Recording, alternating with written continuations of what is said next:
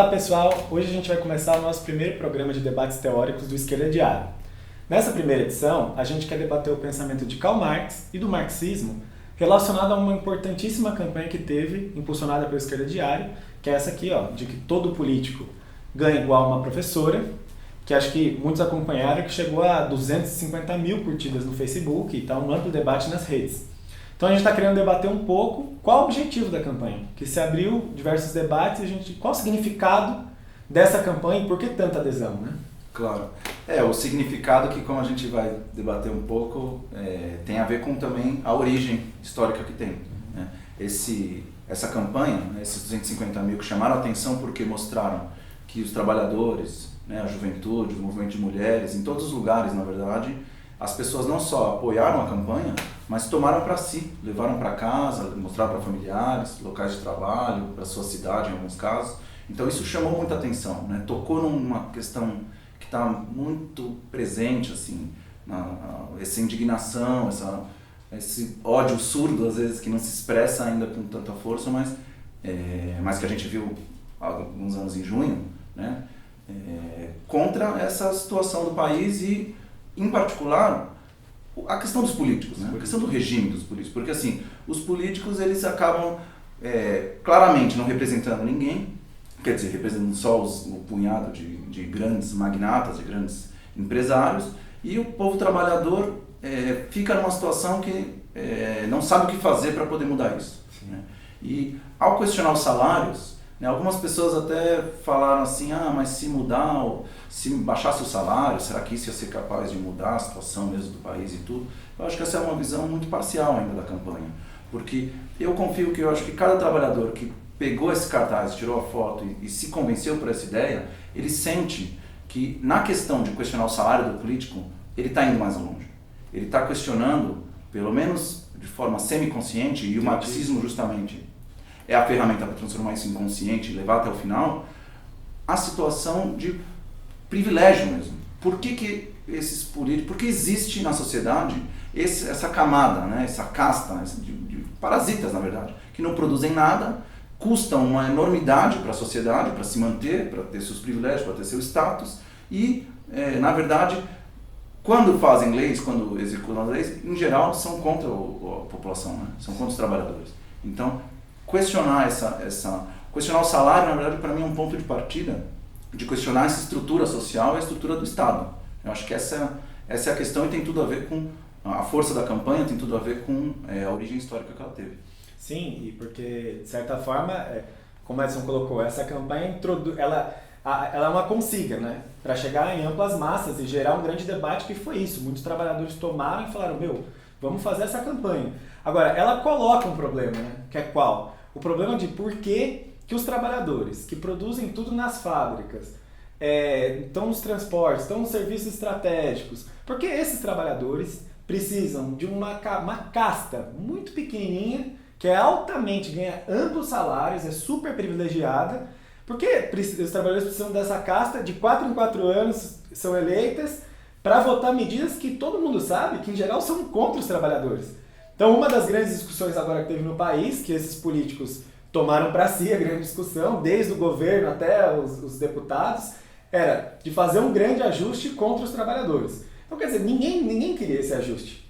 Agora, por que a gente vai acreditar isso que as pessoas sentem quando vê uma campanha como essa? Esses políticos, na verdade, não nos representam. Só que mais do que isso. Por isso que a campanha, muitos questionaram a questão do salário. Mas não é a questão do salário que está em jogo. A questão que está em jogo é a consciência dos trabalhadores de que é cada vez mais dispensável que esses políticos estejam lá.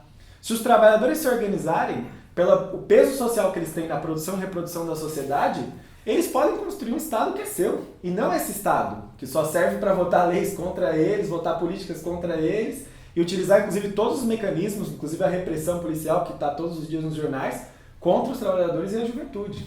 Claro, porque justamente isso conduz diretamente ao que eu estava falando antes, da questão da origem disso. Né? Porque esse questionamento a esse Estado que só serve aos capitalistas, só serve aos grandes empresários, na verdade ele não parte da cabeça nem nossa, nem dos próprios marxistas.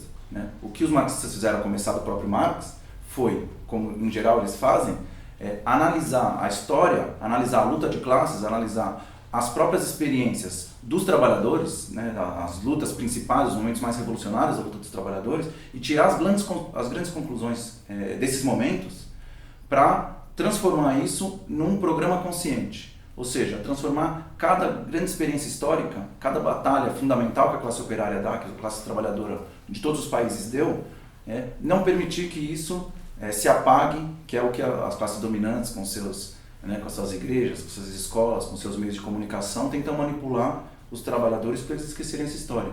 Então, resgatar a origem dessa campanha, por exemplo, eu acho que pode ser uma surpresa para muita gente. Mas essa campanha surge de uma ideia que os trabalhadores na França, há quase 150 anos, 1871 para ser mais preciso, tiveram uma experiência concreta, de tomar o céu por assalto, foi como o Marx falou. Ou seja, o que eles fizeram? Eles simplesmente dispensaram todo o corpo político, dispensaram a polícia, os juízes e colocaram no seu lugar um governo de trabalhadores. Colocaram os próprios trabalhadores para poder legislar, executar, transformar a justiça em tribunais populares e em cada uma dessas instâncias que a burguesia, que a educação que a gente tem, conservadora, coloca o trabalhador como se cada uma dessas instâncias tivesse uma espécie de aura sagrada, tivesse ali aquele status, e o trabalhador se sente diminuído frente a esses poderes do Estado, seja o executivo, o legislativo, o judiciário, a polícia, o exército. O que os trabalhadores fizeram foi mostrar que uma parte dessas funções não interessa à sociedade. Uma parte dessas funções só interessa a reprimir os explorados para poder manter os privilégios dos exploradores. E outra parte, a parte de realmente manutenção da vida social, essa parte, por exemplo, decidir os rumos da saúde, da educação, dos transportes, dos serviços que são necessários de fato para a sociedade funcionar, essa parte deve ser feita pelos próprios trabalhadores. Agora, os representantes que fazem isso não têm motivo, num Estado de trabalhadores, para ter privilégio nenhum. Claro.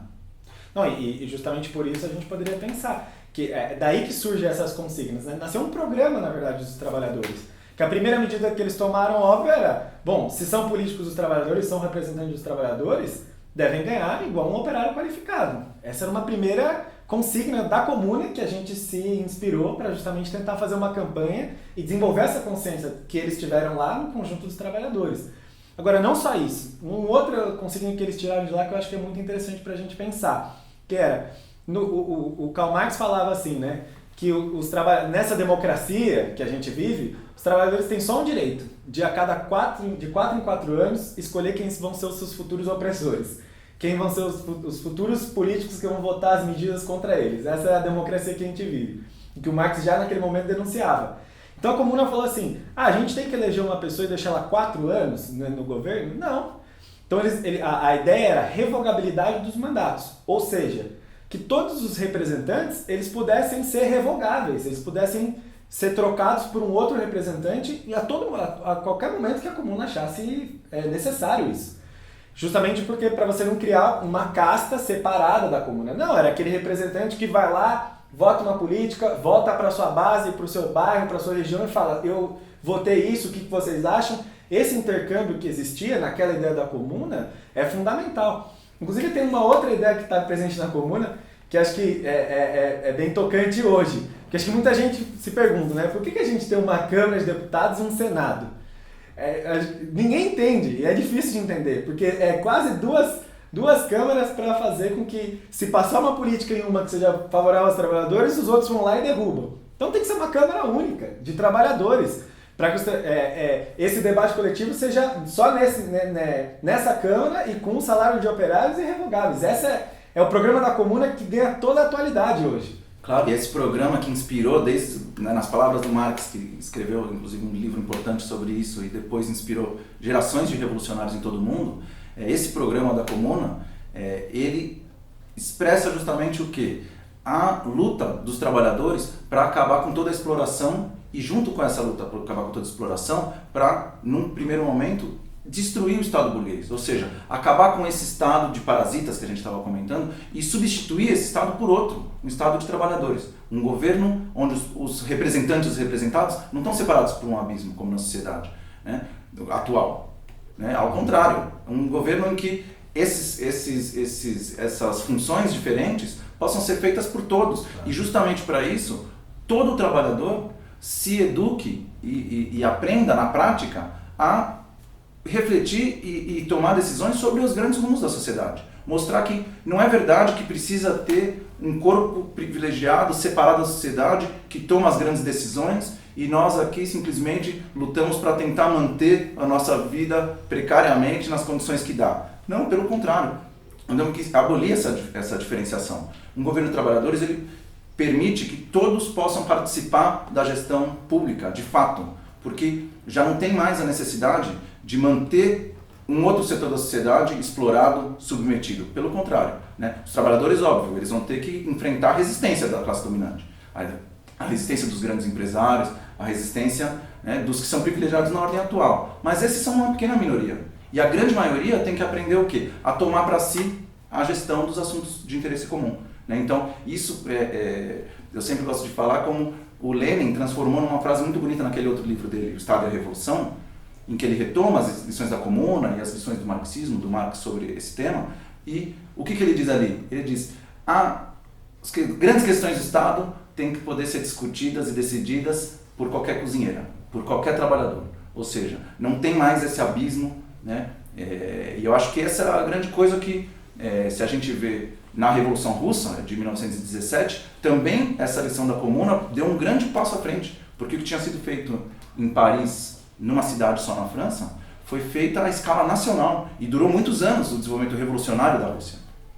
Claro que depois veio o stalinismo, veio a burocratização, a Rússia ficou isolada, né? E inclusive hoje em dia, até hoje, né, os professores, os formadores de opinião da burguesia tentam usar o fantasma, né, do stalinismo para dizer que o marxismo não responde, porque olha lá, também na União Soviética, que se dizia marxista, existia privilégio, existia essa separação, mas o que a gente trata de demonstrar é justamente o contrário, que isso, o fato de depois de alguns anos de isolamento da Revolução Russa, com a situação econômica difícil que teve, etc., ter surgido esses privilégios, terem ressurgido, na verdade, né, isso mostra que a União Soviética se distanciou do marxismo, se distanciou do programa revolucionário dos trabalhadores.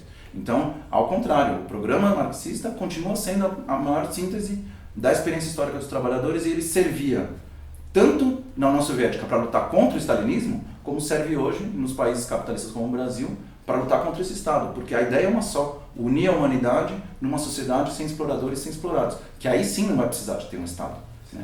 E o Estado do tipo da Comuna é um Estado, é uma transição a isso.